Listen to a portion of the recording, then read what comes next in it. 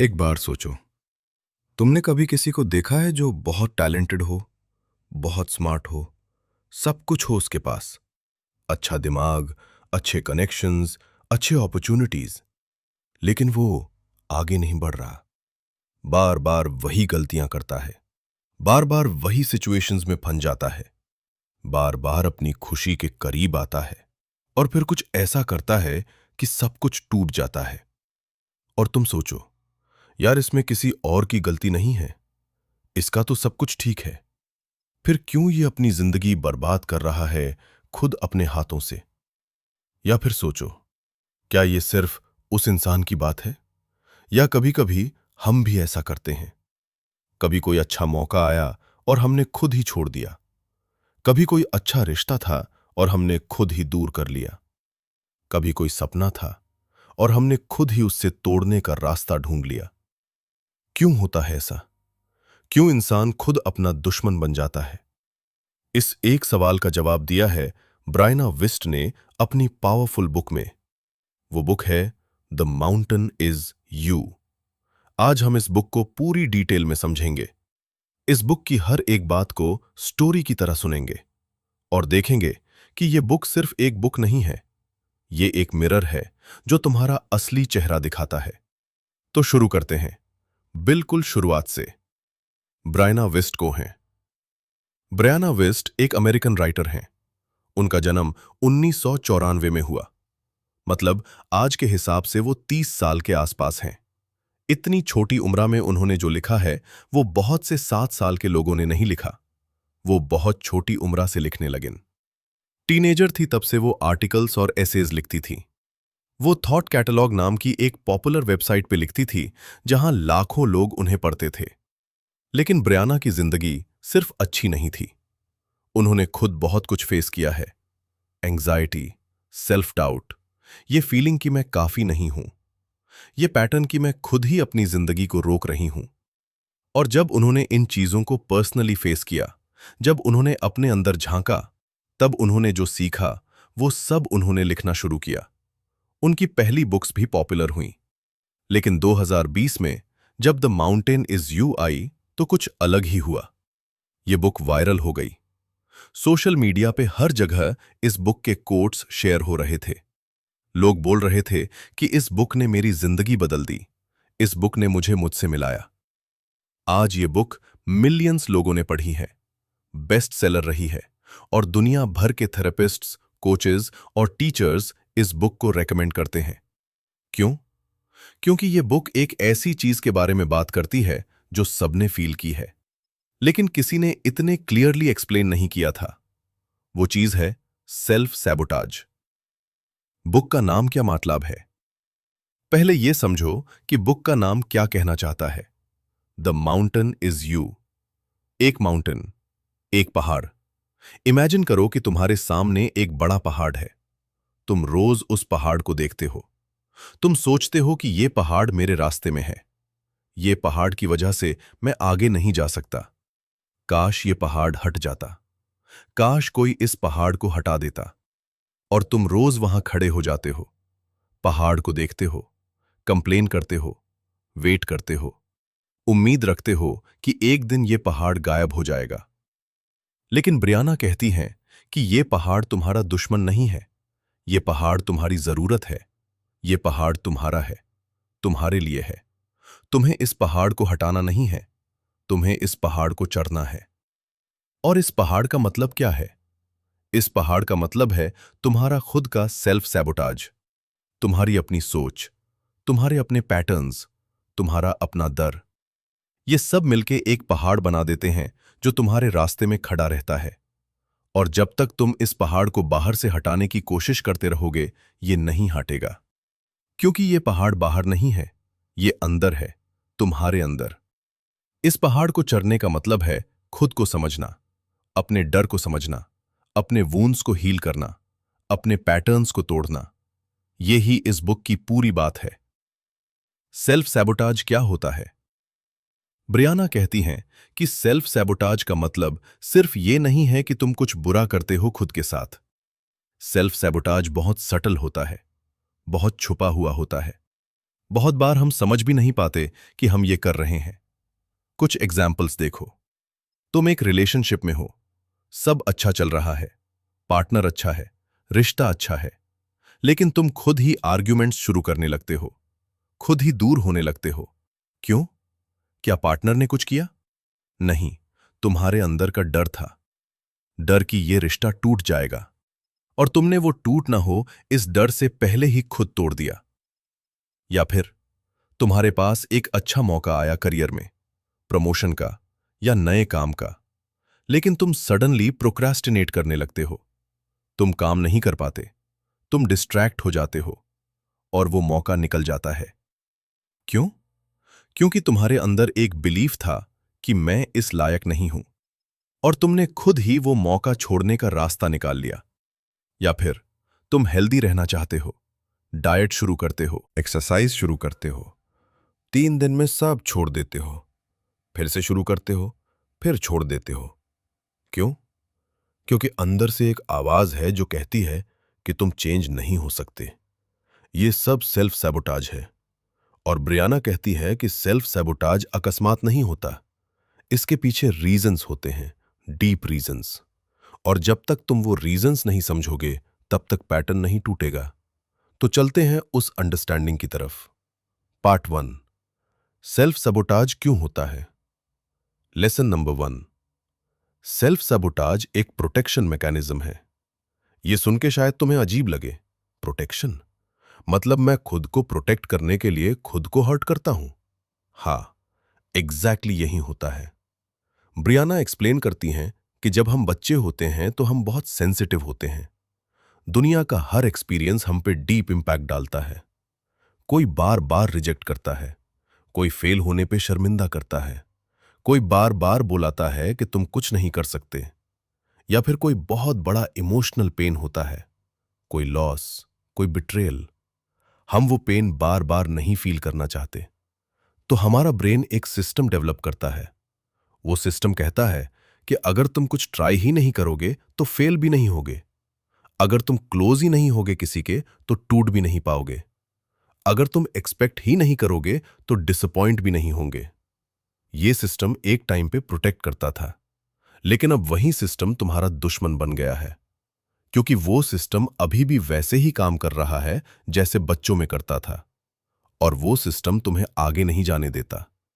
समझने वाली बात यह है कि तुम्हारा सेल्फ सैबोटाज तुम्हारी वीकनेस नहीं है, ये तुम्हारे ब्रेन की एक पुरानी स्ट्रैटेजी है जो कभी तुम्हारा प्रोटेक्शन करती थी। आज वो आउटडेटेड है, लेकिन वो चल रही है। लेसन नंबर 2, तुम्हारी आइडेंटिटी तुम्हें रोक रही है। ब्रियाना कहती हैं कि हम में से हर एक के अंदर एक स्टोरी है। वो स्टोरी है कि मैं कौन हूं, मैं कैसा हूं, मैं क्या कर सकता हूं, मैं क्या डिजर्व करता हूं। ये स्टोरी हमारी आइडेंटिटी है। और प्रॉब्लम यह है कि हम हमेशा अपनी आइडेंटिटी के साथ कंसिस्टेंट रहना चाहते हैं। अगर तुम्हारी आइडेंटिटी है कि मैं एक स्ट्रगलिंग पर्सन हूं, मैं कभी सक्सीड नहीं करता, मैं हमेशा पीछे रह जाता हूं, तो जब भी सक्सेस का मौका आएगा, तुम्हारा ब्रेन ऑटोमैटिकली उस मौके को छोड़ देगा, क्योंकि सक्सेस तुम्हारी आइडेंटिटी के साथ मैच नहीं करती। ये अनकॉन्शियस होता है, तुम्हें पता भी नहीं चलता। इसीलिए सिर्फ हार्ड वर्क से चेंज नहीं होता, तुम्हारे बाहर के एक्शन से चेंज नहीं होता। पहले अंदर की आइडेंटिटी बदलनी पड़ती है। पहले वो स्टोरी बदलनी पड़ती है जो तुम अपने बारे में सुनाते हो खुद को। ये कितना पावरफुल कॉन्सेप्ट है। अगर तुम जेन्युइनली बिलीव करते हो कि तुम सक्सीड नहीं कर सकते, तो कोई स्ट्रैटेजी काम नहीं करेगी। पहले बिलीफ बढ़ो, फिर बाकी सब बदलेगा। लेसन नंबर 3, अनमेट नीड्स और गलत तरीके से उन्हें पूरा करना। ब्रियाना कहती हैं कि हम जो भी करते हैं, कोई भी बिहेवियर, कोई भी हैबिट, कोई भी पैटर्न, उसके पीछे कोई ना कोई नीड होती है।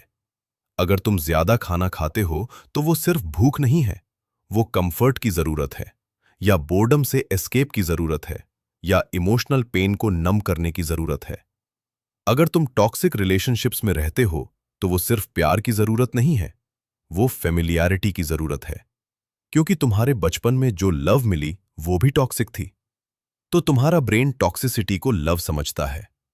अगर तुम प्रोक्रास्टिनेट करते हो तो वो सिर्फ लेजीनेस नहीं है, वो फेलियर के डर से बचने की जरूरत है। जब तक तुम असली नीड नहीं समझोगे, तब तक तुम सरफेस लेवल सॉल्यूशन ढूंढते रहोगे, और सरफेस लेवल सॉल्यूशन काम नहीं करता। अपने पैटर्न्स के नीचे जाओ, खुद से पूछो कि ये करने से मुझे क्या मिल रहा है, क्या नीड पूरी हो रही है। एक बार वो नीड समझ आए, फिर उससे हेल्दी तरीके से पूरा करो। पार्ट 2, अपने आप को समझना। लेसन नंबर 4, इमोशंस एक मैसेज है, प्रॉब्लम नहीं। हम में से ज्यादा लोग इमोशंस से डरते हैं, specially negative emotions, sadness, anger, fear, loneliness. हम इन्हें फील नहीं करना चाहते, हम इन्हें दबाते हैं, डिस्ट्रैक्ट हो जाते हैं, फोन पे चले जाते हैं, नेटफ्लिक्स देखते हैं, खाना खाते हैं, कुछ भी करते हैं, बस ये इमोशंस ना फील करें। ब्रियाना कहती हैं कि ये बिल्कुल गलत अप्रोच है। इमोशंस एक मैसेज है, ये तुम्हारा इनर सिस्टम है जो तुम्हें कुछ बता रहा है। अगर तुम बार बार सैड फील करते हो तो वो एक साइन है कि जिंदगी में कुछ मिस है, कोई कनेक्शन, कोई पर्पस, कोई चीज जो तुम्हें मैटर करती है। अगर तुम बार बार एंग्शियस फील करते हो तो वो एक साइन है कि तुम्हारा ब्रेन किसी चीज के बारे में वार्निंग दे रहा है। अगर तुम बार बार एंग्री फील करते हो तो वो एक साइन है कि कोई बाउंड्री टूट रही है, कोई वैल्यू वायलेट हो रही है। ये इमोशंस तुम्हारे दुश्मन नहीं हैं, ये तुम्हारे गाइड्स हैं। तो अगले बार जब कोई बुरा इमोशन आए तो भागो मत, बैठो उसके साथ। पूछो कि ये इमोशन मुझे क्या बताना चाहता है, क्या जरूरत पूरी नहीं है, क्या चीज एड्रेस करनी है। ये इमोशनल इंटेलिजेंस की शुरुआत है। लेसन नंबर 5, तुम्हारा पास्ट तुम्हारा प्रेजेंट नहीं है। ब्रियाना कहती है कि हम में से बहुत से लोग अपने पास्ट के प्रिजनर्स हैं। कुछ बुरा हुआ था, शायद बहुत बुरा, कोई हर्ट किया, कोई चीज टूट गई, कोई ट्रॉमा था, और वो पास्ट अभी भी प्रेजेंट में चल रहा है। क्यों? क्योंकि तुमने उससे प्रोसेस नहीं किया, तुमने उससे फील नहीं किया, तुमने उससे लेट गो नहीं किया। हीलिंग का मतलब फॉरगेटिंग नहीं होता। हीलिंग का मतलब ये नहीं कि वो चीज गलत नहीं थी। हीलिंग का मतलब ये है कि तुम उस चीज को कैरी करना बंद करो, तुम उससे अपनी आइडेंटिटी का हिस्सा बनाना बंद करो। एक पावरफुल चीज जो ब्रियाना कहती हैं वो ये है कि जो चीज तुम्हारे साथ हुई वो तुम्हारी गलती नहीं थी, लेकिन जो कुछ अब तुम करोगे वो तुम्हारी जिम्मेदारी है। दोनों सच्ची बातें हैं एक साथ। तुम विक्टिम भी थे और अब तुम अपनी जिंदगी के कैप्टन भी हो। दोनों एक साथ सच हो सकते हैं। जो हुआ उस एक्नॉलेज करो, उससे फील करो, फिर डिसाइड करो कि अब आगे कैसे चलोगे। लेसन नंबर 6, इंट्यूशन और एंजाइटी में फर्क करो। यह एक बहुत इंपॉर्टेंट लेसन है जो ब्रियाना ने डिटेल में एक्सप्लेन किया है। हम बार बार कंफ्यूज हो जाते हैं। कोई डिसीजन लेना होता है, अंदर से एक फीलिंग आती है, लेकिन हम समझ नहीं पाते कि यह फीलिंग हमारे अंदर का डर है या हमारे अंदर की सच्ची समझ। ब्रियाना कहती हैं कि दोनों में फर्क होता है। एंजाइटी फ्यूचर पे फोकस्ड होती है। एंजाइटी वर्स्ट केस सिनारियोज दिखाती है। एंजाइटी बार बार आती है और तुम जितना सोचो उतना बढ़ती है। इंट्यूशन प्रेजेंट में होती है। इंट्यूशन एक काम नोइंग होती है। ये बार बार नहीं आती, ये बस एक क्वाइट वॉइस होती है जो कह देती है कि ये सही नहीं है या ये करो। जब तुम्हें कोई डिसीजन लेना हो तो खुद से पूछो कि ये फीलिंग काम है या केओटिक है, ये ग्राउंडेड है या स्पाइरलिंग है। काम और ग्राउंडेड फीलिंग ज्यादातर इंट्यूशन होती है। केओटिक और स्पाइरलिंग फीलिंग एंजाइटी होती है। दोनों को सुनना जरूरी है, लेकिन दोनों पे अलग अलग रिएक्ट करना पड़ता है। पार्ट 3, खुद को चेंज करना। लेसन नंबर 7, रियल चेंज बाहर से नहीं अंदर से आता है। हम सोचते हैं कि अगर सर्कमस्टांसेस बदल जाएं तो हम चेंज हो जाएंगे। अगर नई जॉब मिले, अगर शहर बदल जाए, अगर नया रिश्ता मिले, अगर पैसा आ जाए, तब हम खुश होंगे, तब हम बेटर होंगे। लेकिन ब्रियाना कहती हैं कि यह सोच एक इल्यूजन है। बहुत से लोग ये करते हैं, शहर से शहर भागते हैं, रिश्ते तोड़ते हैं और नए शुरू करते हैं, जॉब बदलते हैं, लेकिन प्रॉब्लम्स वही रहती हैं, क्योंकि प्रॉब्लम बाहर नहीं थी, प्रॉब्लम अंदर थी। तुम जहां भी जाओगे, तुम अपने आप को साथ लेकर जाओगे। रियल चेंज तब होता है जब तुम अपने थॉट्स बदलो, अपने बिलीफ्स बदलो, अपने पैटर्न्स बदलो। ये कोई एक दिन का काम नहीं है, ये स्लो प्रोसेस है, लेकिन ये रियल है। और इसका एक प्रैक्टिकल तरीका क्या है? वो है सेल्फ अवेयरनेस। रोज खुद को ऑब्जर्व करो, अपने रिएक्शंस ऑब्जर्व करो, अपने ट्रिगर्स ऑब्जर्व करो। जब तुम अवेयर हो जाते हो कि तुम ये पैटर्न फॉलो कर रहे हो, तभी तुम उस पैटर्न को तोड़ सकते हो। अवेयरनेस पहला कदम है। बिना अवेयरनेस के चेंज इम्पॉसिबल है। लेसन नंबर 8, बाउंड्रीज सेट करना सेल्फ केयर है। ब्रियाना कहती हैं कि बहुत लोग बाउंड्रीज के बारे में गलत सोचते हैं। वो सोचते हैं कि बाउंड्री लगाना मतलब सेल्फिश होना है, मतलब रूथलेस होना है, मतलब लोग तुमसे नाराज हो जाएंगे। लेकिन एक्चुअली बाउंड्रीज का मतलब यह है कि तुम क्लियरली जानते हो कि तुम्हारे लिए क्या ठीक है और क्या नहीं, और तुम वो क्लियरली कम्युनिकेट करते हो। अगर कोई तुम्हें बार बार हर्ट करता है और तुम कुछ नहीं कहते, सिर्फ इसलिए कि वो बुरा ना माने, तो तुम अपने आप के साथ ज्यादा बुरा कर रहे हो। बाउंड्रीज एक तरह का सेल्फ रिस्पेक्ट है। तुम कह रहे हो कि मेरी फीलिंग्स मैटर करती हैं, मेरा टाइम मैटर करता है, मेरी एनर्जी मैटर करती है। और एक और चीज, जब तुम बाउंड्रीज सेट करते हो तो रिलेशनशिप्स में ऑनेस्टी आती है। लोग जानते हैं कि तुम्हारे लिए क्या अच्छा है, और जेन्युइन लोग वो रिस्पेक्ट करते हैं। जो लोग तुम्हारी बाउंड्रीज पे गुस्से होते हैं, वो वही लोग हैं जो तुम्हारी बाउंड्री लेसनेस का फायदा उठा रहे थे। तो आज सोचो, तुम्हारी जिंदगी में कहां बाउंड्रीज नहीं है? कहां तुम हां कहते हो जब तुम्हारा दिल न कहता है? कहां तुम अपनी जरूरतें इग्नोर करते हो दूसरों के लिए? वहां से शुरू करो। लेसन नंबर 9, सेल्फ लव एक फीलिंग नहीं, एक प्रैक्टिस है। ये एक ऐसी बात है जो ब्रियाना बहुत क्लियरली कहती हैं, और ये बहुत इंपॉर्टेंट है। हम सोचते हैं कि सेल्फ लव मतलब ये है कि हम खुद के बारे में अच्छा फील करें, हम खुद को पसंद करें, हम कॉन्फिडेंट फील करें। ये एक फीलिंग है, लेकिन ब्रियाना कहती हैं कि सेल्फ लव एक्चुअली एक चॉइस है, एक डेली प्रैक्टिस है, चाहे फीलिंग हो या न हो। सेल्फ लव का मतलब है कि जब तुम्हारा मन ना करे, तब भी तुम अपना ख्याल रखते हो, ठीक से सोते हो, ठीक से खाते हो, अपने रिलेशनशिप्स में बाउंड्रीज रखते हो, अपने सपनों पे काम करते हो, अपने अंदर की आवाज को सुनते हो। ये सब तब भी करते हो जब तुम खुद को पसंद नहीं करते, जब तुम अपने ऊपर नाराज हो, जब सब कुछ गलत लग रहा हो। एक पेरेंट का एग्जाम्पल सोचो।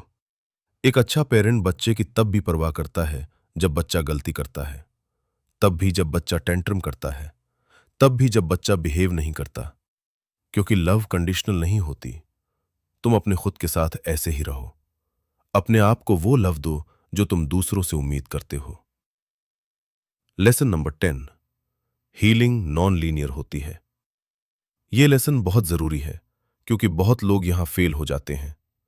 तुम हीलिंग का सफर शुरू करते हो, कुछ दिन अच्छा लगता है, फिर एक दिन बुरा लगता है, फिर अच्छा, फिर बुरा, और तुम सोचते हो कि मैं ठीक नहीं हो रहा, मैं फेल हो रहा हूं, कुछ काम नहीं किया।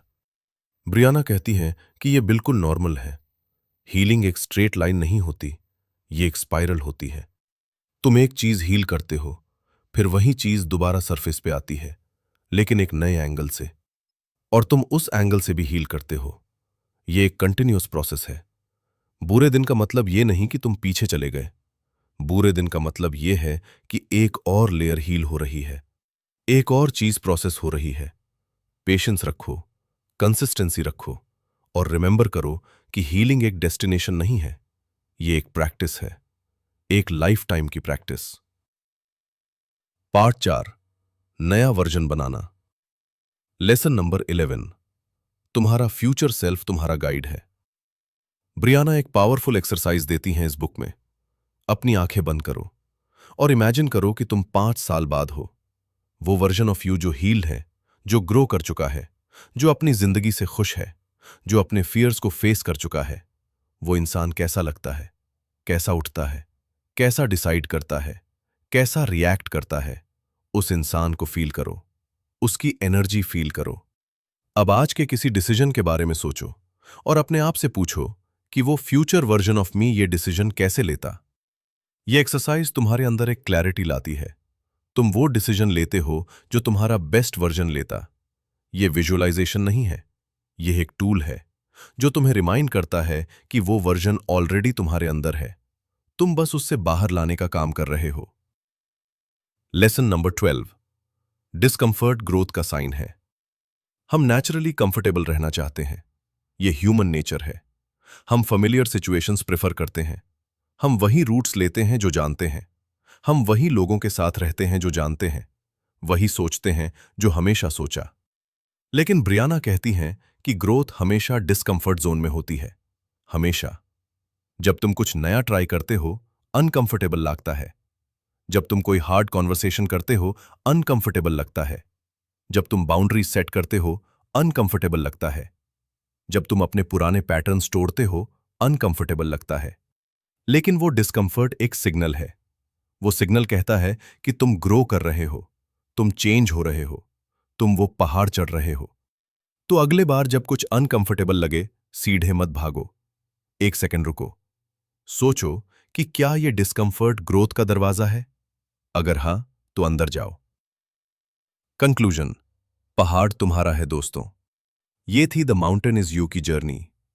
एक बार फिर से याद करो वो पहाड़ जो तुम्हारे रास्ते में खड़ा है, जिसको तुम ब्लेम करते हो, जिसको तुम कर्स करते हो, जिसको तुम हटाना चाहते हो। ब्रियाना कह रही हैं कि वो पहाड़ तुम्हारी सबसे बड़ी गिफ्ट है। क्यों? क्योंकि वो पहाड़ तुम्हें फोर्स कर रहा है अंदर जाने के लिए, अपने आप से मिलने के लिए, अपने फियर्स को फेस करने के लिए, अपने वूंड्स को हील करने के लिए, अपने पैटर्न्स को समझने के लिए। अगर वो पहाड़ नहीं होता तो तुम कभी अंदर नहीं जाते, तुम कंफर्टेबल जोन में रहते, तुम ग्रो नहीं करते। हर वो चीज जो तुम्हारी लाइफ में मुश्किल है, हर वो चीज जो तुम्हें रोक रही है, हर वो पैटर्न जो बार बार रिपीट होता है, वो सब एक इनविटेशन है। एक इनविटेशन अपने आप से मिलने का, अपनी असली डेप्थ जानने का।